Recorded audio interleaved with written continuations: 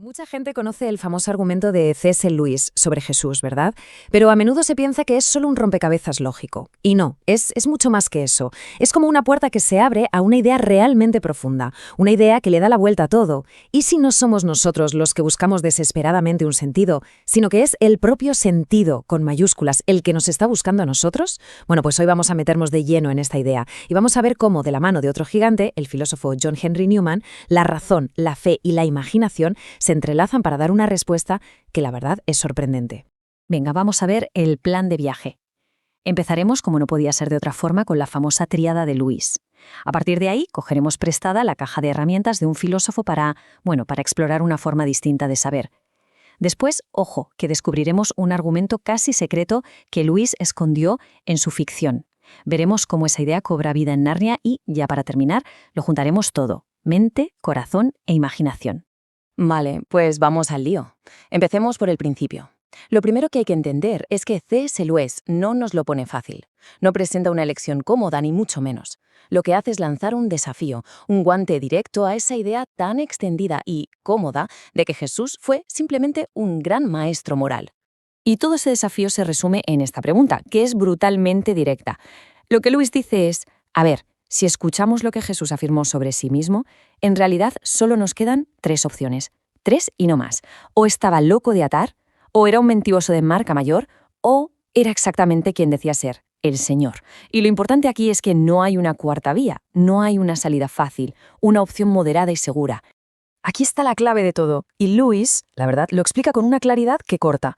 A ver, Jesús no dijo: «Hey, soy un sabio más, aquí os dejo unos consejos». ¿Qué va? Afirmó que podía perdonar los pecados, algo que para cualquier judío de la época era una blasfemia. Solo Dios podía hacer eso. Además aceptó que lo adoraran, dijo ser el único camino al Padre. O sea, que llamarle simplemente gran maestro moral es como pasar de puntillas por lo más importante de su mensaje, es ignorar el meollo de la cuestión, es que no tiene sentido. Es como si alguien dijera: «Soy un huevo poche», y nosotros dijéramos: «Ah, qué gran filósofo». Venga, vamos a analizar las otras opciones, una por una. ¿Estaba loco? Pues es que si uno lee sus enseñanzas, son de una lucidez, de un equilibrio, que no cuadra para nada con la imagen de un desequilibrado. Vale, ¿y si era un mentiroso? Pensemos un poco. ¿Qué clase de impostor se inventa una mentira que no le da ni poder, ni dinero, ni nada, y encima acaba muriendo torturado por ella? Es extraño, ¿no? Y la última opción, que fuera una leyenda, tampoco parece sostenerse, porque fíjate, los escritos que ya hablan de su divinidad, como las cartas de San Pablo, aparecen poquísimo tiempo después, apenas 20 años. Es demasiado pronto para que un mito así cuaje, sobre todo cuando todavía había un montón de testigos presenciales vivos que podían decir: un momento, eso no fue así.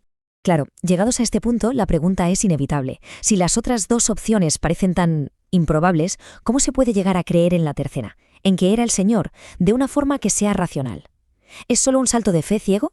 Pues aquí es donde entra en escena una figura clave, un filósofo del siglo XIX, el cardenal John Henry Newman. Él es quien nos va a dar, por así decirlo, las herramientas para entenderlo. Y es que Newman nos habla de algo fascinante, un concepto que él llama el sentido ilativo. Ojo que esto no es una fórmula matemática de 1 más 1 son 2, no. Es más bien la capacidad que tiene nuestra mente de llegar a una certeza total, a una convicción, cuando ve como un montón de pistas y probabilidades distintas, que por sí solas no dicen mucho, de repente convergen y apuntan todas en la misma dirección. El ejemplo que pone Newman es buenísimo. A ver, ¿cómo sabemos que Gran Bretaña es una isla? Seguramente nadie de nosotros ha navegado alrededor de ella para comprobarlo, ¿verdad? Pero la suma de mapas, de testimonios, de fotos, de noticias, todo eso converge en una certeza que es, inquebrantable y totalmente racional. Pero es que Newman no se queda ahí, va un paso más allá. Y hace una distinción que es crucial. Dice que hay 2 formas de asentir, de creer en algo. Por un lado está lo que él llama asentimiento nocional. Esto es básicamente un acuerdo intelectual, algo abstracto. Es como saber, en teoría, que el fuego quema, ¿lo sabes? Y ya está. Pero luego está el asentimiento real, y esto es otra cosa. Es un compromiso personal, total, que te lleva a apartar la mano del fuego instintivamente, sin tener ni que pensarlo. ¿Se ve la diferencia? Uno es un principio de teología, el otro, un principio que te cambia la vida. Y aquí, atención, porque es donde todas las piezas del puzzle empiezan a encajar de una forma brillante. Porque C.S. Lewis no solo escribió ensayos de teología, no. Él fue mucho más listo. Cogió toda esta lucha filosófica entre lo nocional y lo real, entre la teoría y la vida, y la metió de lleno en una de sus obras de ficción más famosas, Cartas del diablo a su sobrino. Claro, porque si te pones en la piel de un demonio, ¿cuál es la mejor estrategia? Pues no es el ateísmo a gritos, el puro y duro, que va. Es algo mucho, mucho más sutil. El demonio veterano, Scrutoropo, le da un consejo a su sobrino novato. Le dice que eso de la búsqueda del Jesús histórico es una herramienta fantástica para su causa. ¿Por qué? Porque consigue reducir a Jesús a un simple personaje del pasado. Lo convierte en un maestro moral, en una idea, en vez en el Dios encarnado que está vivo aquí y ahora. Dicho de otro modo, la estrategia es mantener a la gente atrapada en ese asentimiento nocional, en esa zona de confort intelectual donde nada te compromete. Y la estrategia es para analizarla, porque es un plan de 4 pasos. Primero, reducirlo, convertirlo en una simple idea, en un personaje histórico. Segundo, fomentar lo nocional, que la fe se quede en el plano de las ideas, algo teórico que no moleste en el día a día. Tercero, desviar, que la mente se centre en uno mismo, en los propios miedos y preocupaciones, en lugar de en el objeto de la fe. Y el cuarto paso, el golpe de gracia, la erosión. Como dice el propio Scrutopo, la ruta más segura al infierno es la gradual. Una pendiente suave, lenta, sin grandes dramas, sin que la persona ni siquiera se dé cuenta de que está bajando. Bueno, pues dejemos la oscuridad de Scrutopo y vayamos ahora a la otra cara de la moneda, a la parte luminosa. Porque si en las cartas del diablo Lewis nos destripa la estrategia del infierno para alejarnos de la verdad, en las crónicas de Narnia hace justo lo contrario. Nos muestra una inversión total de la perspectiva, la idea de que el sentido, Dios mismo, no espera a que lo encontremos, sino que sale activamente a buscarnos. Y aquí hay un punto que es súper importante entender bien. Aslan no es una alegoría de Cristo, en plan esto representa esto otro. No, el propio Lewis decía que era una suposición. Se hizo una pregunta, vale, ¿cómo sería Dios si en vez de en nuestro mundo decidiera encarnarse en un mundo de fantasía como Narnia? Y el resultado de esa suposición es Aslan, un personaje que es dinámico, que es poderoso y por encima de todo, que es activo. No está quieto. Y es que esta idea de verdad lo cambia absolutamente todo. Pensemos en cuando los hermanos Pevensie llegan a Narnia. La gran noticia, el rumor que corre como la pólvora por el bosque, no es «tenemos que ir a buscar a Aslan». No, la noticia es «Aslan está en movimiento». Y esto es la clave de todo el asunto. El sentido no es un tesoro escondido que tenemos que encontrar, es una fuerza activa que ya viene de camino, que se está moviendo hacia nosotros. Y esta búsqueda, por parte de Aslan, no es algo abstracto, no es una idea general, es algo profundamente personal. Hay una escena, una de las más conmovedoras de toda la saga. El joven Shasta está perdido, solo, en medio de la niebla, y empieza a contarle todas sus penas a una presencia invisible que camina a su lado. Y esa presencia resulta ser Aslan. Pero lo increíble no es solo que León lo encuentre, sino lo que le dice, que ha estado con él en todos y cada uno de sus sufrimientos. O sea, el sentido no es solo te busca, se identifica contigo, comparte tu dolor. Es que esa imagen, la de Aslan guiando a Shasta en la niebla, tiene un eco increíble en la vida y en la obra del propio Newman. Hay un poema suyo muy famoso, Lead Kindly Light, que se podría traducir como Guíame, luz amable. Y ese poema es una oración que expresa exactamente esa misma confianza, esa misma entrega a una guía divina cuando todo alrededor es oscuridad e incertidumbre. Es alucinante cómo ambos, el escritor de cuentos y el gran filósofo, están apuntando a la misma y profundísima verdad. Y por supuesto el punto culminante de toda esta búsqueda, el clímax, es la resurrección de Aslan después de su sacrificio en la mesa de piedra. Para C.S. Lewis, y también para Newman, la resurrección no es un cuento bonito, no es un mito más, es el hecho histórico fundamental que irrumpe en nuestro mundo y lo valida todo, le da sentido a todo lo demás. Es, digamos, la confirmación definitiva de que el sentido tiene la última palabra, por encima del caos y de la muerte. Y con esto llegamos al final, al momento de la síntesis, donde todas las piezas que hemos ido viendo encajan. El camino hacia la creencia, tal y como lo dibujan tanto Lewis como Newman, queda claro que no es un asunto solo para la cabeza, no es algo puramente intelectual, no, requiere la participación, la convergencia de la persona al completo. El proceso es una especie de síntesis perfecta, si lo pensamos. Por un lado tienes la lógica de Lewis, su trilema, que nos obliga a tomar una decisión intelectualmente honesta, nos saca de nuestra zona de confort. Luego tienes la filosofía de Newman, con su sentido hilativo, que nos proporciona el andamiaje racional para entender cómo se puede llegar a una certeza a base de pruebas que convergen. Y para rematar, tienes la imaginación de Narnia, las historias, que consiguen que el objeto de esa fe se vuelva algo real, algo vivo y hasta deseable para el corazón.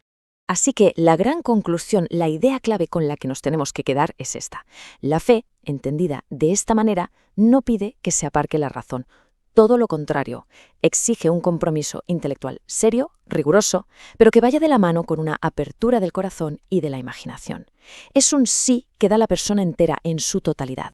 Y así, después de todo este recorrido, nos quedamos con una pregunta final. Una pregunta que le da la vuelta a todo lo que solemos pensar. Quizá, solo quizá, la cuestión fundamental no es si nosotros estamos buscando un sentido para nuestra vida. Quizá la verdadera pregunta, la que de verdad importa, es ¿qué haremos? ¿Cómo responderemos cuando el sentido, así con mayúsculas, nos encuentra a nosotros?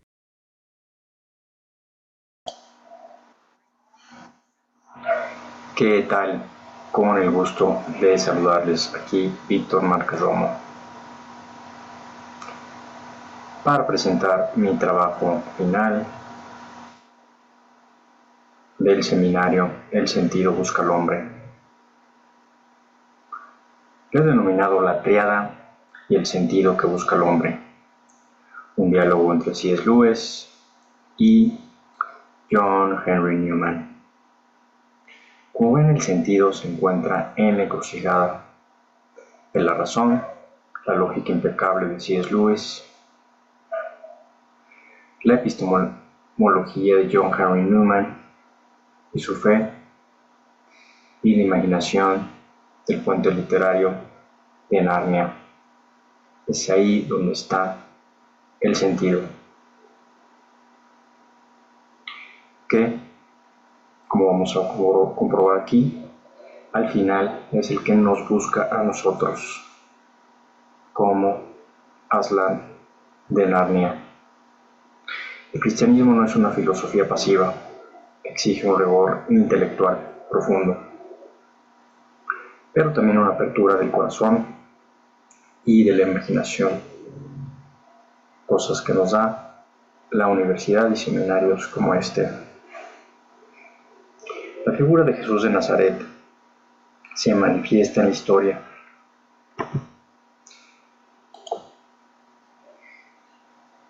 no como el arquitecto de un sistema abstracto, como una filosofía más entre tantas, sino como una presencia histórica y ontológica, cuya identidad reclama una respuesta absoluta de la voluntad. En este ejercicio de la célebre tríada de C.S. Lewis, Aut Deus, Aut Malus Homo, constituye una herramienta estratégica fundamental para salvaguardar la razonabilidad de la fe. Este argumento, expuesto con vigor en mero cristianismo, desarticula la pretensión del liberalismo teológico de reducir a Jesús a un simple maestro moral. Como vemos en pantalla, la falacia del gran maestro moral versus la afirmación de la divinidad. Un hombre que fuera simplemente un hombre y dijera las cosas que dijo Jesús, no sería un gran maestro moral, sería un loco o algo peor, según Lewis en mero cristianismo.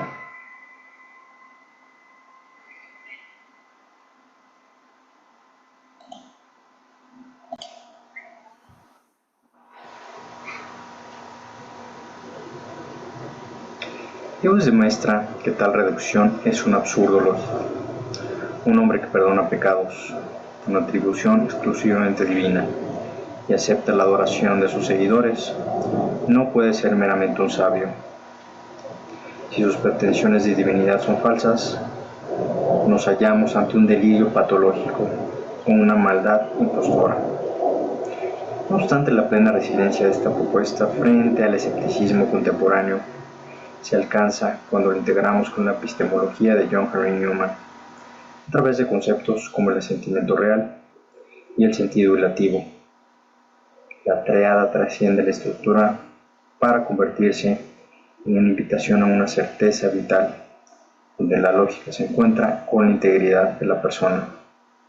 La estructura tripartita, loco, mentiroso o señor, como podemos ver en pantalla, funciona como un mecanismo de demarcación que invalida el punto medio del espectro crítico. Al evaluar la hipótesis de la locura, observamos que los evangelios no retratan a un hombre desquiciado por un delirio de grandeza, Por el contrario, las respuestas de Jesús poseen una lucidez y un equilibrio vital que desmienten cualquier perfil psiquiátrico de inestabilidad. Del mismo modo, la hipótesis del engaño colapsa ante una paradoja ética.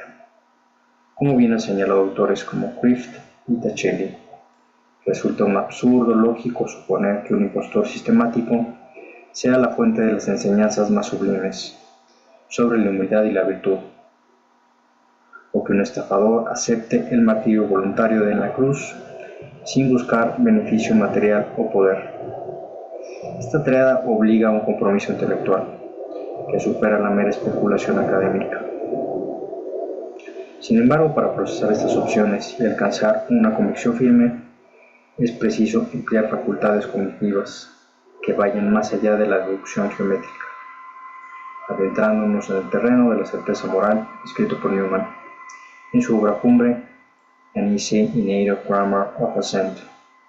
Newman revoluciona la validación de la experiencia religiosa al distinguir entre el asentimiento nocional y el asentimiento real.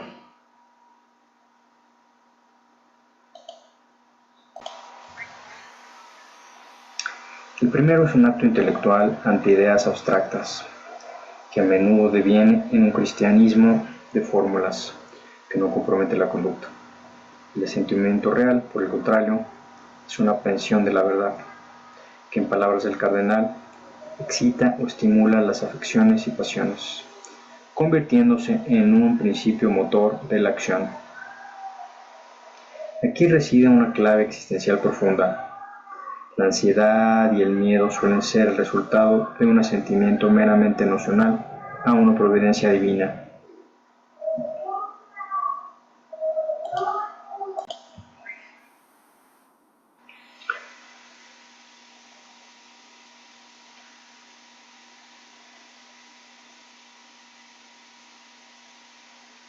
Creer nocionalmente que Dios es Padre no basta para expulsar el temor, solo el resentimiento real produce esa paz que trasciende al entendimiento. Para alcanzar esta certeza, Newman propone el sentido relativo, la facultad de la mente para reconocer la verdad mediante la convergencia de probabilidades que por separado serían insuficientes, pero que juntas crean una convicción racionalmente inquebrantable. Es la misma lógica por la cual creemos que Gran Bretaña es una isla sin haberla circunnavegado, una acumulación de indicios que el sentido ilativo procesa para generar certeza absoluta. Este marco permite enfrentar con rigor el desafío de la hipótesis de la leyenda, propuesta por críticos como Bert Ehrman. La teoría de que la divinidad de Cristo fue una invención tardía se estrella contra el análisis cronológico de la evidencia histórica. Como argumenta William Lane Craig, apenas 20 años después de la crucifixión, las epístolas de Pablo ya reflejan una cristología alta, plenamente formada, un tiempo insuficiente para la gestación de un mito ante la presencia de testigos oculares. Newman, en su análisis sobre el desarrollo de la doctrina, declararía que la Iglesia no inventó dogmas, sino que explicitó lo que ya estaba implícito en la experiencia pascual. Bajo el sentido ilativo, la historicidad de la fe se sostiene en la convergencia del testimonio de los discípulos, el impacto histórico sin precedentes y el evento de la resurrección en la mesa de piedra del registro histórico, integrando datos y fe en una síntesis coherente. La obra literaria de Lewis actúa como laboratorio, donde estas teorías cobran vida, utilizando la imaginación como puente hacia el asentimiento real.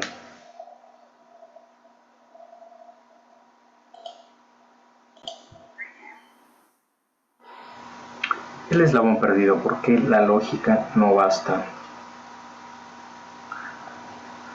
En Cartas del Diablo a su sobrino, el demonio Scrutopo revela que su estrategia más eficaz no es el ateísmo explícito, sino fomentar la búsqueda del Jesús histórico, para reducir al Salvador a un mero maestro moral. Pues lo nocional no transforma la vida. Scrutopo sabe que la ruta más segura al infierno es la pendiente suave. una erosión silenciosa de la fe que guarda un paralelismo exacto con la advertencia de Newman sobre cómo la duda comienza con una pequeña fisura en la atención a la realidad.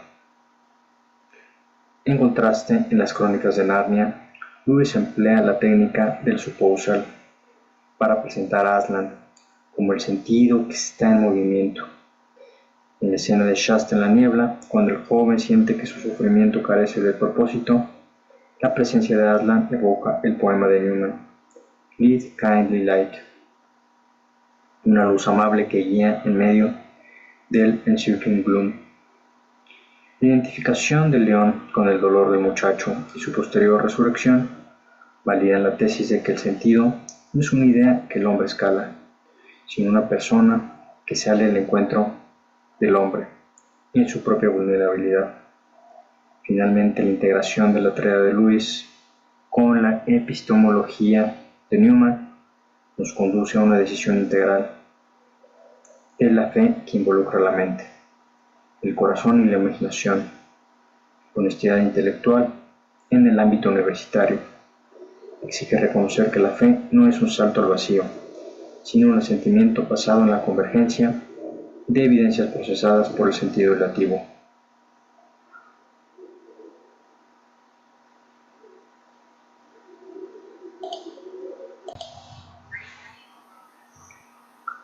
Finalmente, la integración de la tarea de Lewis con la epistemología de Newman nos conduce a una decisión integral de la fe que involucra la mente, el corazón y la imaginación. La honestidad intelectual en el ámbito universitario exige reconocer que la fe no es un salto al vacío, sino un asentimiento basado en la convergencia de evidencias procesadas por el sentido relativo, a través de la figura de aquellos que sirven con rectitud, incluso bajo nombres errados, como los servidores de Tash que Aslan acoge por su rectitud de corazón. Lewis ilustra la premisa newmaniana de la conciencia como la voz de Dios en el hombre, concluyendo, la premisa se invierte. No es el hombre quien busca desesperadamente el sentido, sino que es el sentido o Cristo quien a través de la historia, la razón y la imaginación busca activamente al hombre. La fe, en última instancia, es la libertad de dejarse encontrar por la verdad, como podemos ver en la matriz de diagnóstico de Newman, el asentimiento nocional versus el asentimiento real, de naturaleza, analogía del fuego, como pudimos ver en nuestro video introductorio, resultado existencial y la implicación.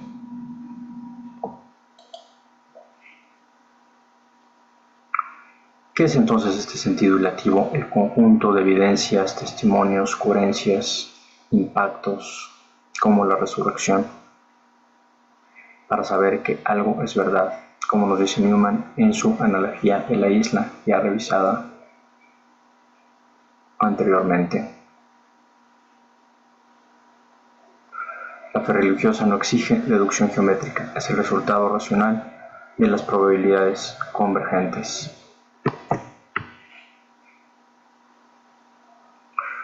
Como vemos aquí en la anatomía de la estrategia demoníaca, en Cartas del Diablo a su sobrino, el demonio Escotopo no busca crear ateos. Su estrategia es mucho más útil, mantener a Jesús como un concepto nocional.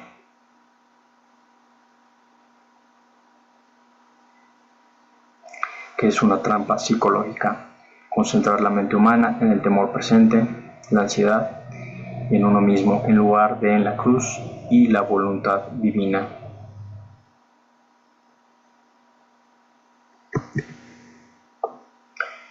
Que erosiona la certeza. La visión de Lewis, la ruta más segura al infierno, es gradual, la pendiente suave, blanda bajo los pies sin giros bruscos. Que nos dice Newman, la certeza no se pierde por grandes derrotas intelectuales, sino por un proceso silencioso y continuo.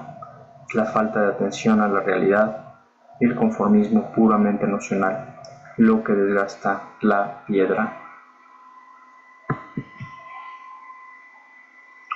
El sentido de movimiento. En las Crónicas de Narnia, Los niños beben si no buscan Aslan.